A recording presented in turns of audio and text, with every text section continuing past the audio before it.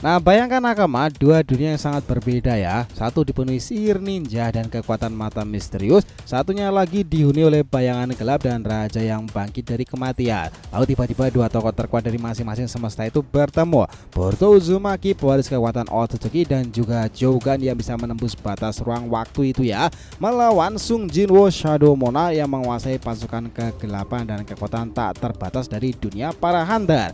Ini bukan sekedar pertarungan kekuatan biasa loh, ini adalah bentrokan takdir, kecepatan melawan ketangguhan, strategi melawan dominasi. Dan ingat, di channel ini juga ngebahas dua MC tersebut ya, Jinwo dan juga Boruto, karena memang keduanya sangat mirip sih. Kalian harus nonton keduanya.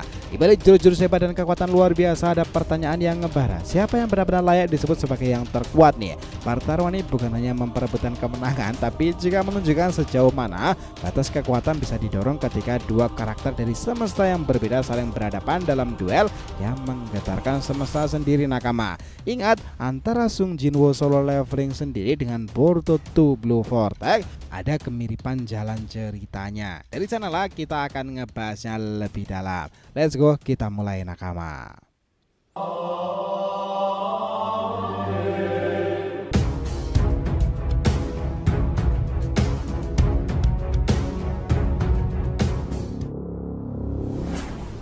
Oh ya, biar terus bisa berinteraksi dengan kalian ya, subscribe dan bantu ramen video ini nih. Selain di RT Mediatif untuk solo leveling dan Boruto 2 Blue Vortex, jangan lupa subscribe 3 channel kita yang lainnya tuh, Joy Boy The Library of Nika untuk One Piece, Saga Boruto 2 Blue Vortex untuk tema fan fiction ya. Sementara Shonen Odyssey nanti kita akan review versi bahasa Inggris nih, anime, manga, dan juga manhwa lainnya. Jadi kita tunggu kalian juga muncul di sana pula ya. Let's go, kita masuk ke pembahasannya.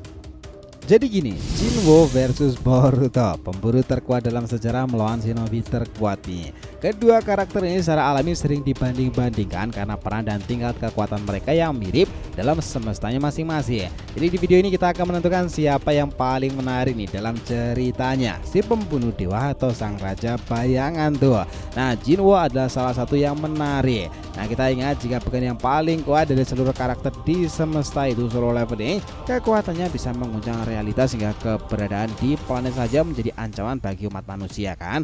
Semua ini karena dia adalah wadah dari Asbon, mantan raja bayangan. Hal itu memungkinkannya mengakses kekuatan dan kemampuan Asbon melalui sistem leveling yang ditampilkan dalam cerita. Sistem ini diciptakan oleh salah satu penyihir raja dengan kekuatan Asbon, karena manusia biasa tidak akan sanggup menanggung beban sekuat itu. Sistem ini memungkinkan tubuhnya beradaptasi secara bertahap melalui proses leveling. Itulah yang menarik.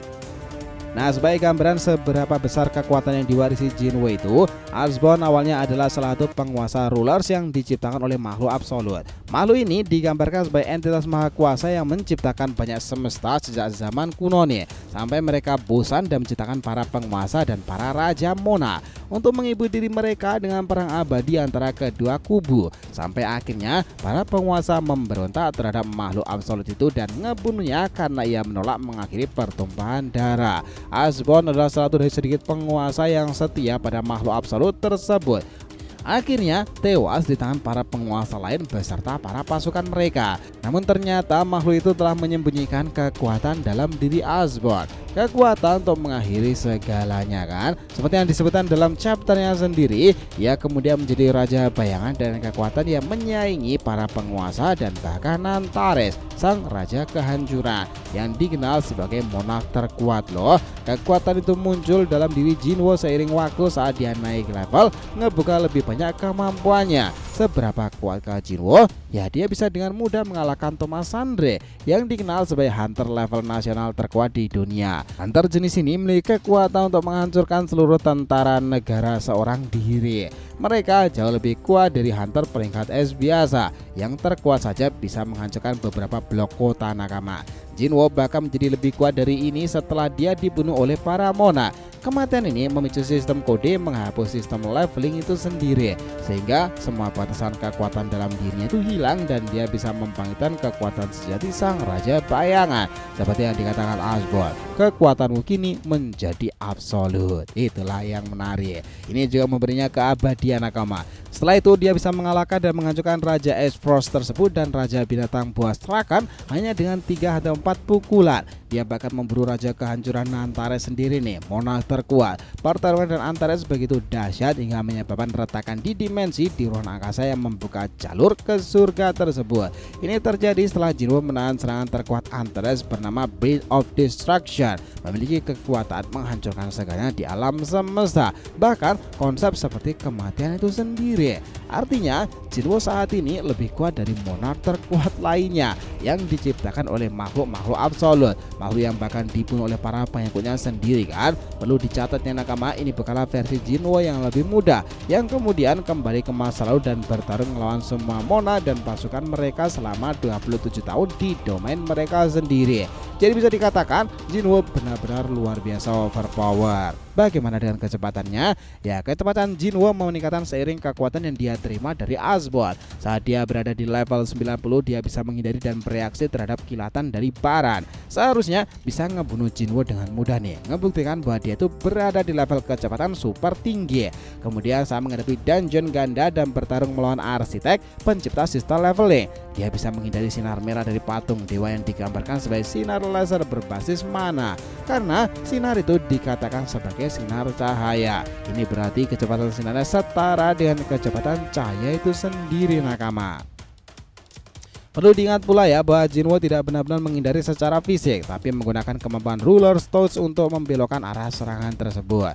Ini adalah semacam telekinesis, menyiratkan bahwa Ruler Stones lebih cepat dari Jinwo dan juga lebih cepat dari cahaya. Dia punya prestasi gerak kecepatan cahaya yang luar biasa saat bertarung melawan Antares. Dia bisa mencegah Breath of Destruction yang ditembakkan ke arah Igris, salah satu shadow monarch terkuatnya. Dalam chapternya nakama, serangan itu digambarkan sebagai sinar cahaya menyilaukan yang mendekati Igris dengan kecepatan cahaya pula.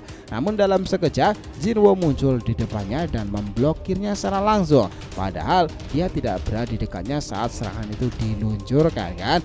Ini berarti Jinwo sendiri jauh lebih cepat dari cahaya itu tadi nakama, dan itu belum prestasi tercepatnya. Dalam chapternya juga disebutkan bahwa saat Jinwo bergerak dalam kecepatan maksimal, aliran waktu di sekitarnya terasa seperti terhenti, seperti tombol pause ditekan pada video yang sedang diputar nih. Semua hal di sekitarnya menjadi benar-benar diam kan. Pada titik ini Jinwo seperti alien yang masuk ke dunia video yang di pause sendiri, dan masuk akal alasannya karena para makhluk tingkat tinggi seperti dunia tidak terpengaruh oleh waktu dan melampaui batas-batas waktu itu tadi. Jadi bisa disimpulkan Jinwo benar-benar overpower dari segi kecepatan, kekuatan, dan juga daya tahan. Bagaimana dengan kemampuan spesialnya? Ya, dia punya banyak sekali loh nakama. Pertama, ada kemampuan pasif seperti Will of Recovery yang bisa menyembuhkan luka secara perlahan, Longevity yang ngebanyak kebal terhadap semua penyakit, racun, dan zat berbahaya lainnya. Lalu kemampuan aktif yang bisa diaktifkan kapanpun seperti Bloodlust sendiri, yang bisa menimbulkan rasa takut pada lawan dan menurunkan status mereka lebih dari 50%. Quicksilver bisa meningkatkan kecepatan hingga 30%. Critical Attack menunjukkan titik-titik vital musuh dengan jalur serangan terbaiknya. Versi pamungkasnya adalah Mutilate yang ngebuat setiap serangan ke titik vital jauh lebih maksimal. Serangan tebasan yang luar biasa. Kemudian ada juga kemampuan ikonik Jinwo yaitu Shadow Extraction. Kemampuan ini memungkinkan Jinwo ngebangkitkan bayangan dari makhluk hidup atau makhluk mati dan menjadikannya bagian dari pasukannya. Bayangan ini menjadi lebih kuat dari versi aslinya dan bisa terus bertarung loh meskipun tubuh mereka itu hancur. Selama inti bayangan mereka tidak dihancurkan, semakin kuat target yang dibangkitkan, semakin banyak kekuatan mana yang dibutuhkan untuk mengekstraknya. Namun setelah Jinwo mencapai kekuatan penuh sebagai raja bayangan, batasan ini tidak lagi menjadi masalah nakama. Beberapa bayangan paling kuat miliknya adalah Igris, kesatria bayangan dengan kemampuan bertarung sangat tinggi dan kesetiaan luar biasa. Ya, tangan kiri Asbon nih. Beru, bayangan dari raja semut yang sangat kuat, cepat, dan memiliki insting tajam. Belion, tangan kanan Asbon sendiri dan panglima tertinggi pasukan bayangan Sung Jinwo. Kemis, seekor naga merah raksasa yang dulu menjadi ancaman global. Masing-masing dari mereka memiliki kekuatan setingkat hunter peringkat nasional atau bahkan lebih lagi. Itulah yang menarik. Selain itu Jinwo juga bisa menggunakan kemampuan Shadow Exchange, yaitu bertukar posisi dengan salah satu bayangannya secara instan. Ini jelas ngebuatnya ya bisa berpergian dengan kecepatan teleportasi dan menyergap musuh dari jarak manapun, dan itu bisa terjadi selama ada bayangan di sana kan. Dalam chapternya dia menggunakan kemampuan ini untuk berpindah dari Korea ke Kanada dalam waktu sepersekian detik aja untuk menyelamatkan Thomas Sandre dari naga Antares. Itulah yang menarik. Dan terakhir ya nakama, Geno memiliki kemampuan Ruler Authority yang juga disebut sebagai Ruler Touch, yang itu kemampuan mengendalikan kekuatan telekinesis sangat kuat tersebut hingga bisa mengangkat bangunan raksasa menghentikan serangan lawan di udara. Ini juga bisa digunakan untuk memperkuat serangan nih, menahan musuh atau mengubah arah serangan berkecepatan tinggi. Tentu saja Geno memiliki stamina daya tahan yang nyaris tak terbatas. Dia pernah bertarung melawan 27 tahun penuh melawan pasukan Monad di alam mereka tanpa pernah mati di akhir pertarungan tersebut. Dia masih bisa kembali ke masa lalu dan hidup sebagai manusia biasa, menunjukkan betapa gilanya stamina dan ketahanannya selama ini nih. Dari sana kita akan beralih ke Boruto sekarang, dunia para shinobi dan Otsutsuki. Ingat ya, Boruto Uzumaki, putra Naruto dan Hinata itu adalah protagonis utama dalam seri Two Blue Vortex-nya. Sejak kecil, Boruto telah menunjukkan bakat luar biasa. Dia mampu menguasai Rasengan dalam waktu singkat, mengembangkan variasi baru seperti Rasengan tak terlihat tersebut, Rasengan, dan juga elemen petir dalam sangat ahli pula. Dia benar-benar fenomenal. Tapi ya nakama, kekuatan sejatinya itu berasal dari karma, segel kutukan dari klan Otsutsuki yang ditanamkan oleh Momoshiki ke tubuhnya. Segel karma ini ngebuat Boruto bisa menyerap ninjutsu manapun, memperkuat visi dan kecepatannya, serta membuatnya jadi lebih kuat dari ninja manapun di generasinya. Bahkan saat masih remaja dia mampu bertarung seimbang lawan musuh kelas atas seperti Boro dan juga Code sendiri. Nah, setelah Momoshiki sepenuhnya mengintegrasikan tubuh Boruto itu, ia menjadi wadah sempurna. Artinya, Boruto mendapatkan kekuatan, kecepatan, dan kemampuan klan Otsutsuki, termasuk mata Jokan yang ngebuatnya bisa melihat titik lemah di dimensi cakra, serta pergerakan musuh dalam skala yang tidak bisa dilihat oleh orang dewasa.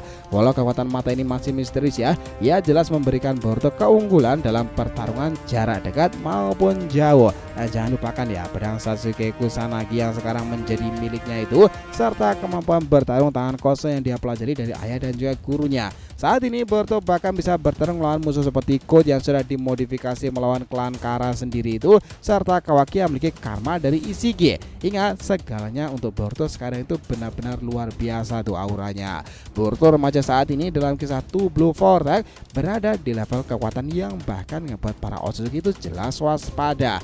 Dia mampu menggunakan jutsu canggih, menciptakan variasi Rasengan baru seperti Rasengan Uzuhiko.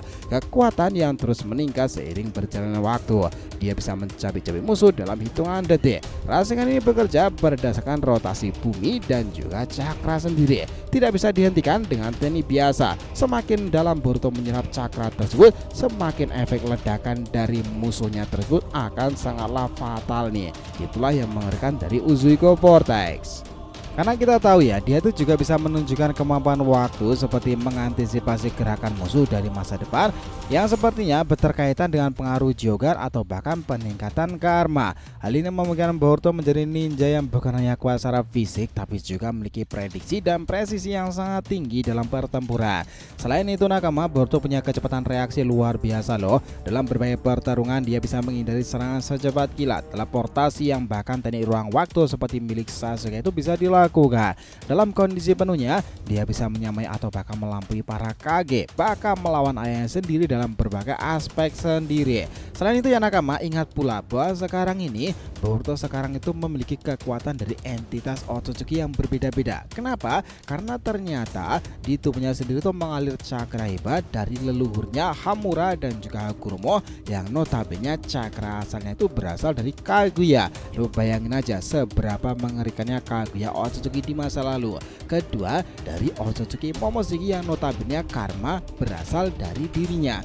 Dan ketiga, ternyata Boruto itu berhubungan dengan god luar biasa itu yang dikenal sebagai Shibai. Dan Mitsuki sendiri ngebantu menanamkan sel-sel DNA darah Boro kala itu pada saat pertempuran melawan anggota Kara sendiri. Zat antibodi tersebut ternyata semua anggota Kara diberkahi dengan sel Shibai. Artinya jika disatukan itu, kekuatan Boruto menjadi Borushiki itu benar-benar luar biasa. Dia melampaui ekspektasi seorang shinobi yang berada selevel dengan para dewa.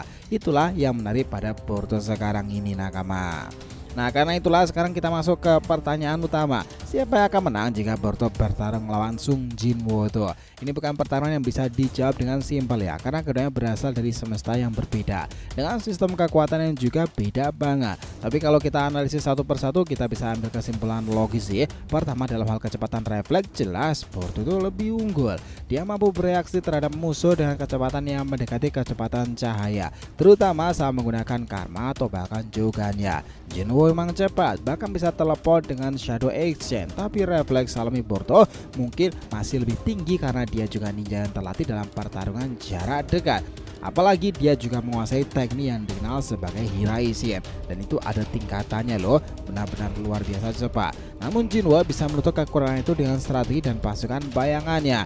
Saat Jinwoo bertarung, dia jarang sendirian nih. Biasanya dia menyebar dulu pasukan Igris, Beru, Belion, dan ratusan bayangan lain sebagai gangguan alat observasinya. Bahkan jika Boruto mengajukan puluhan atau ratusan bayangan, Jinwoo bisa memanggil mereka lebih dalam hitungan detik. Ya, meskipun ya Kage Bunshin bisa dilakukan, tapi bayangan-bayangan Jinwoo itu ada yang tingkat-tingkat para jenderal tuh. Jelas ya, Jinwoo lebih unggul dalam hal kebanyakan tersebut. Sementara itu dalam hal kekuatan, Jinwoo sendiri itu punya keunggulan. Serangan fisik dari Jinwoo bisa menghancurkan gunung nih, bahkan ngebelah langit ketika dia dalam mode raja bayangan penuh.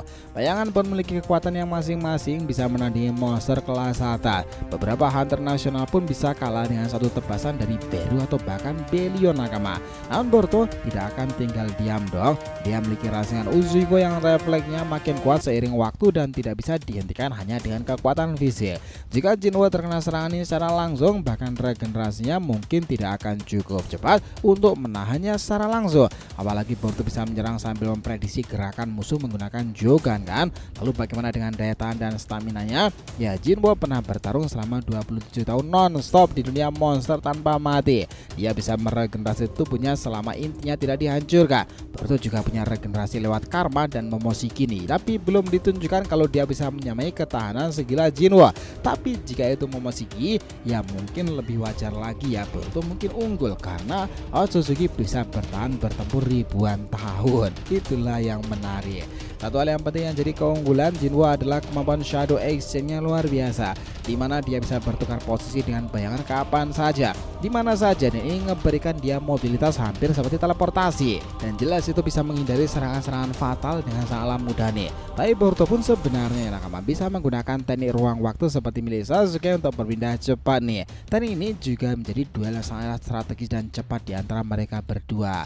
Kalau soal intelijensi tempur, keduanya itu memang sama-sama cerdas. Boruto bahkan bisa lebih unggul. Boruto punya pengalaman bertarung dengan ninja berbahaya seperti Code Kawaki anggota Kara, sementara Jinwoo sering mengatur pasukannya lainnya komandan-komandan perangnya.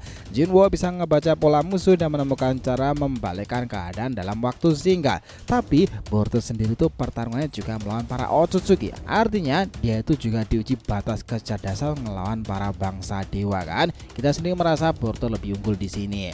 Sekarang kita masuk ke kemungkinan hasil pertarungan. Jika Boruto tidak menghancurkan inti bayangan Jinwoo, maka pasukannya akan terus bangkit lagi dan lagi. Ini jadi masalah besar karena Boruto bukanlah tipe petarung massa. Tapi jika Boruto berhasil menyerang titik vital tersebut Jinwoo secara langsung dengan rasengan Uzuiko atau kekuatan Jogan Karma, dia jelas bisa mengakhiri total pertarungan dengan sangat cepat. Di sisi lain, Jinwoo sendiri bisa mengulur waktu ya, maksa Boruto kehabisan tenaga. Karena Karma masih punya batas, Boruto taklah manusia dengan tubuh terbatasnya pula, meskipun darah Otsutsuki mengalir deras dalam dirinya. Sementara Jinwoo bisa terus bertarung selama berhari-hari bahkan bertahun-tahun. Bahkan jika dia terbunuh, dia bisa bangkit lagi selama intinya belum dihancurkan. Namun itu menjadi masalah buat Jinwoo jika Momoshiki yang mengendalikannya. Bagaimana jika pertarungan ini benar-benar terjadi di dunia Jinwoo? Nah, maka dia punya akses penuh ke seluruh bayangannya dan bisa berpindah ke tempat manapun kan. Tapi kalau bertarung di dunia ninja, Boruto akan lebih mengenal elemen dan cakra bisa digunakan untuk menyusup ke sistem tubuh lawan. Jogan mungkin bisa mendeteksi kelemahan Jinwoo lebih cepat lagi.